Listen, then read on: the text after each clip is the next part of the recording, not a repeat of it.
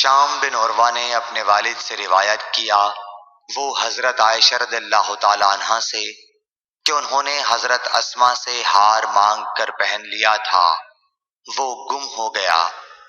رسول اللہ صلی اللہ علیہ وسلم نے ایک آدمی کو اس کی تلاش کے لیے بھیجا، جسے وہ مل گیا۔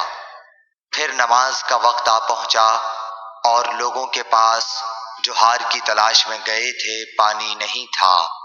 لوگوں نے نماز پڑھ لی اور رسول اللہ صلی اللہ علیہ وسلم سے اس کے متعلق شکایت کی۔